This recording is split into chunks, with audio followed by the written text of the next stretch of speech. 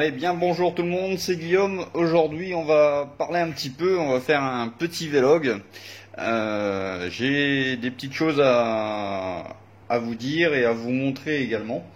Donc, on va déjà commencer par les chiffres de la chaîne, alors très rapidement parce que c'est quand même quelque chose qui évolue, mais bon, faut y aller, on va dire en résumé. Donc, au jour d'aujourd'hui, j'ai 1689 abonnés. Donc encore un petit peu et puis on va arriver à la barre des 2000 hein, qui est assez symbolique pour moi. On a alors là c'est global hein, c'est depuis le début, j'ai 249 000 minutes de visionnage, 17 981 vues et chose qui est importante, j'ai 134 abonnés tous les 28 jours. Des personnes qui ne sont pas abonnées au jour d'aujourd'hui et qui s'abonnent donc à la chaîne. Donc si vous regardez ces vidéos, abonnez-vous, c'est pas que je veux battre un record d'abonnement, mais je trouve ça idiot de regarder une chaîne, que ça nous plaît, et puis de pas s'abonner. Ça ne vous coûte rien. Si vraiment vous aimez pas, c'est tout, hein, vous enlevez l'abonnement et puis c'est terminé. Autre petite statistique, j'aime bien ça c'est quelque chose que je regarde assez souvent. Au niveau des vidéos qui sont regardées, donc les vidéos les plus vues, avant c'était les peintures Tamiya, maintenant ça a changé depuis le début. Hein. Donc maintenant la première place, il s'agit de la Toyota Supra, donc que j'ai fait avant. Hein, je vous mettrai la fiche si vous l'avez pas vu. Donc c'est la mise en place des décals. Ensuite, la deuxième place, c'est toujours la Toyota Supra avec l'habitacle, donc avec la peinture et la mise en place de l'habitacle. Troisième place, on retrouve l'expérience des peintures Valero. Alors c'est pas la dernière vidéo que j'ai faite, c'est celle-là du tout début. Donc ça explique pourquoi j'ai plus de vues sur ça. Et puis la quatrième place, le bon perdant, c'est la vidéo qui concerne le test des peintures Valero de la gamme Mecha. Voilà, donc ça c'était pour les stats. C'est bien, en règle générale ça progresse, donc je suis content. Deuxième partie, je vais répondre ou on va dire parler un peu plus par rapport aux dernières vidéos que j'ai postées. Donc je reprends justement la vidéo du retour d'expérience sur les peintures Valero. Et donc j'avais signalé que les petits pots de peinture de ce genre-là pouvaient avoir le bouchon qui se fissure. Et donc j'ai eu une personne qui m'a dit que en effet ça ne se fissure pas. Alors en règle générale ça ne se fissure pas. Je tiens à rassurer les futurs acheteurs. Mais j'ai quelques pots dans ce genre-là. Et là, vous voyez que la tête est bien éclatée. Donc je dois en avoir 2, 3 comme ça. Donc quand je dis que ça se fissure, c'est pas une généralité. Ça veut pas dire que si vous achetez 20 pots, il va y avoir les 20 pots avec ce problème-là. C'est peut-être un défaut lors de la mise en fabrication du plastique, ou dû simplement à la chaleur ambiante qui fait en Thaïlande, qui fait craquer le plastique. Je sais pas, c'est pas une vérité absolue, mais je voulais le signaler quand même parce que si ça m'est arrivé à moi, je pense que ça peut arriver à d'autres personnes. Bon après, bien entendu, sur les pots comme ça, hein, vous passez un petit coup de sopalin et puis voilà. Mais là, dans ce cas-là, si je referme bien après l'avoir essuyé jusqu'où, quand je vais rouvrir, ça sera dégueulasse.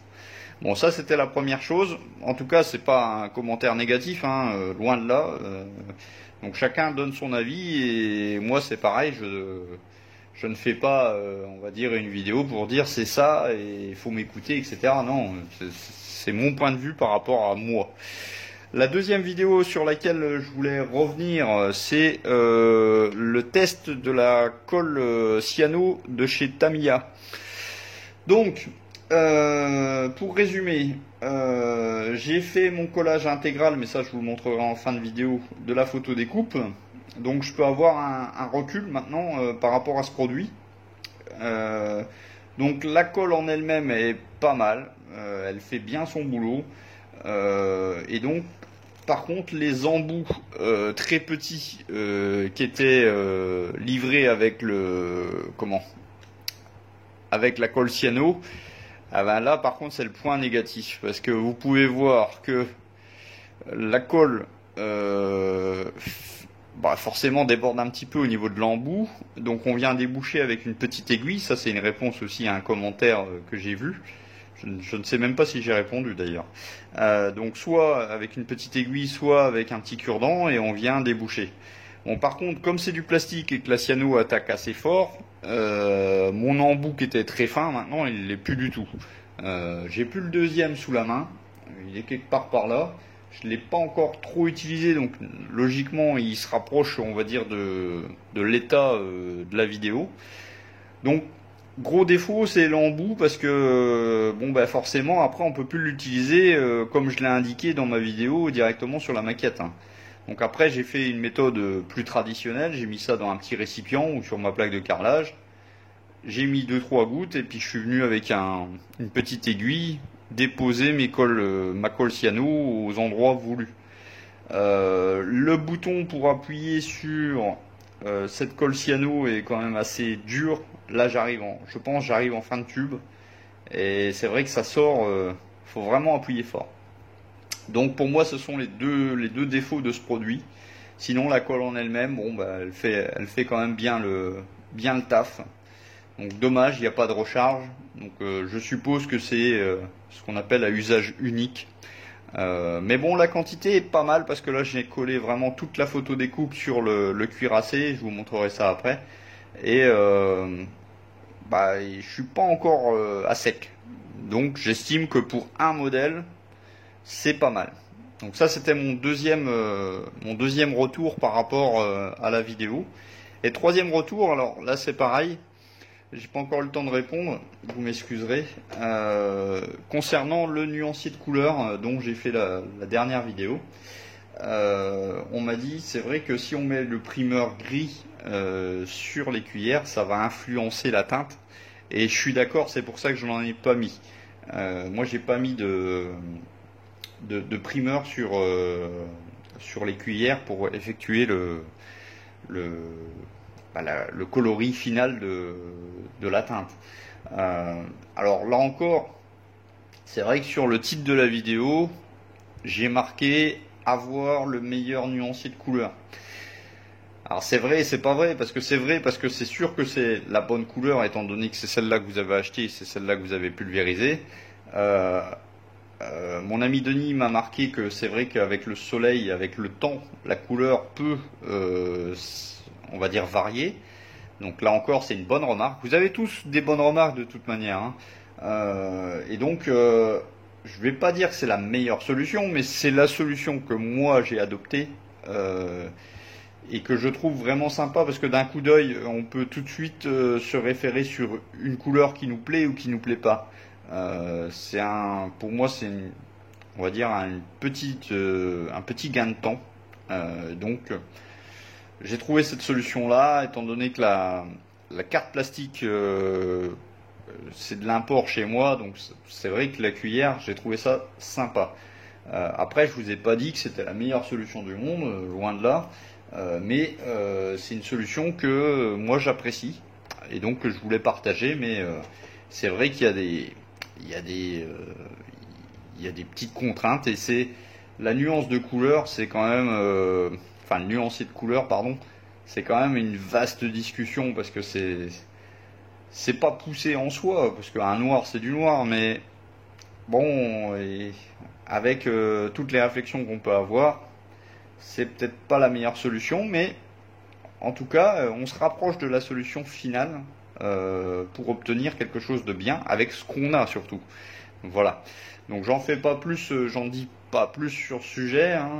Si vous n'avez pas vu cette vidéo, je vous invite à aller la voir. Je viens de retrouver entre temps le deuxième embout.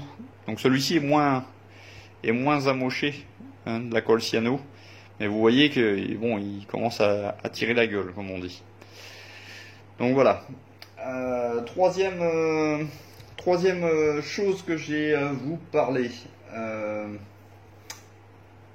J'ai en ce moment donc le Bismarck, hein, comme toujours, je vais dire, ça fait longtemps maintenant. Mais j'ai aussi un autre kit qui me passe le temps au fur et à mesure. Alors, ne criez pas au diable. Avant de vous le montrer, je vous explique. C'est tout simplement mon oncle qui est malheureusement décédé il y a une paire d'années, qui aimait bien faire des maquettes, mais voilà, il faisait des maquettes vraiment une fois tous les 10 ans, on va dire. Donc c'était pas un féru, il avait pas d'aérographe, etc. Il faisait ça comme ça, et quand ça lui prenait, il achetait des boîtes. Bon, il avait acheté une boîte, un kit contenant trois modèles à l'intérieur et de la marque LR. Oui, je vous entends déjà. Donc il s'agit d'avions. Alors je vais vous montrer la boîte. Voilà. Donc 3 avions dans une boîte LR avec un Hawkeye, je ne sais plus, c'est marqué dessus, un Rafale et un F-18. Donc le Hawkeye, je l'ai déjà fait, c'était mon premier avion de reprise, donc il n'est pas forcément beau, mais il est fini. Et donc là, je suis en train de travailler sur le Rafale. Donc là encore, j'ai juste mis la peinture dessus, mais j'ai pas encore terminé. J'ai poncé, j'ai mastiqué, etc. Donc c'est en cours, on va dire. Et donc du coup, maintenant que je commence à, on va dire, pas à maîtriser, parce que j'en suis loin, mais que je commence à essayer d'être sérieux par rapport au niveau des teintes, etc., je me demandais, tout simplement, si il me reste une fois que le Rafale sera terminé, il me reste le F-18 à faire. Donc, je me demandais si ça pouvait vous intéresser à voir au niveau de vidéo. Donc il y a une piste également, il y a une piste d'atterrissage, enfin une piste d'envol, pardon. Hop, elle est là. Alors je vous montre. Ah, je suis désolé, j'avais oublié de préparer. Donc il y a une piste d'envol qui est fournie avec les 3 kits. Donc c'est à l'échelle 1/144. Donc vous voyez ma main. Vous voyez là, et encore celui-ci c'est le plus gros, c'est le F-18. Donc est-ce que ça pourrait vous intéresser de voir ça en vidéo? Alors il n'y aurait qu'une seule vidéo, ça serait du full build. Est-ce que ça vous intéresserait ou pas? Dites-moi le dans les commentaires, ou là je vais faire un vote, et puis vous me direz oui ça m'intéresse, ou alors non, l'échelle est vraiment trop petite, j'aime pas LR, enfin bref, vous notez ce que vous voulez. Est-ce que ça vous intéresse ou pas, si je fais une vidéo sur le dernier avion, le F-18? Le dernier point, il s'agit de l'avancement du Bismarck. Alors j'en profite pour faire ceci. C'est pas une vidéo du Bismarck, mais voilà, j'en profite. Donc je vous emmène voir la bête, et puis on en parle. Voilà, donc je suis de retour. Donc voici l'avancement du cuirassé. Donc ces derniers jours, j'ai posé donc avec la colle toute la photo découpe. Donc ce sont les rambardes. Donc je vais vous zoomer. Tac. Donc j'ai posé sur l'extérieur en premier, ce qui n'aurait pas dû. Au tout début, je voulais faire juste l'extérieur. Et puis je me suis rendu compte que sur ma planche de photo découpe, j'en avais énormément, enfin que je n'avais pas utilisé. Donc du coup, j'ai décidé de faire également les superstructures. Et donc c'est ce que je voulais vous montrer. Donc c'est quand même assez chaud à faire, si je peux dire, c'est la première fois. Et donc du coup, il y a des arrondis de partout. Et donc c'est pas forcément peut-être l'idéal pour commencer. Tac. Voilà. Donc vous voyez, hein, ici, au niveau des arrondis, c'est quand même du gros boulot, pas par la taille, mais par le temps, le temps nécessaire à faire cette photo découpe. Donc je vais faire comme ça, ce sera plus facile. Donc l'extérieur est quand même relativement simple. Alors, je vais essayer de ne pas le faire tomber. Voilà, donc ça c'est le superstructure avant. Et la superstructure arrière, qui nécessite également pas mal de boulot au niveau du pliage, de faire des arrondis, etc. Et donc de l'autre côté, c'est exactement le... Hop là. C'est exactement la même chose. Donc les arados sont terminés. Hein, je vous avais pas montré. Les arados sont terminés au niveau de la deuxième... hop, je vais mettre ça comme ça. La deuxième session de peinture. Alors, hop là. Donc j'ai refait intégralement les arados. Donc qui sont, comme vous pouvez voir, en deux tons. Donc il y a du RLM 73 et 72. En dessous c'est du RLM 65. Et donc j'ai refait l'hélice. Hop là.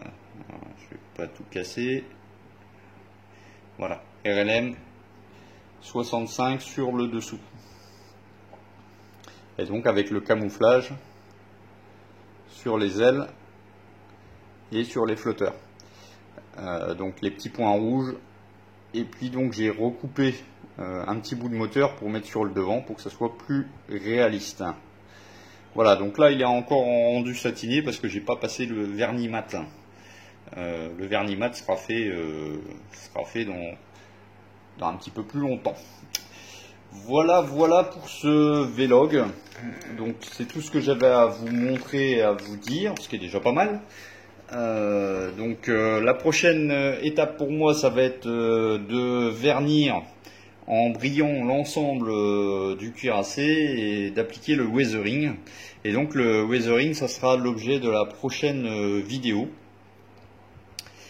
Et puis enfin vernis mat, et puis on viendra mettre les aériens. Alors ça je le ferai dans mon côté, je le ferai dans mon coin. Là encore ça va être une première. J'ai quelques petites retouches de peinture, je ne sais pas si vous avez vu, j'ai griffé un petit peu le devant là. Et puis voilà, la prochaine vidéo ça sera le weathering du Bismarck. Et puis la suite logique ça sera le final de ce navire. Et puis enfin, on retournera sur un montage plus traditionnel, à savoir le montage de la Porsche 911 qui m'attend au chaud. Voilà, écoutez, je vous laisse là-dessus. On se dit à la prochaine. Ciao, bye bye. N'hésitez pas à vous abonner. Surtout, j'ai plein de personnes qui regardent qui ne s'abonnent pas. C'est important. Allez, ciao, bye bye.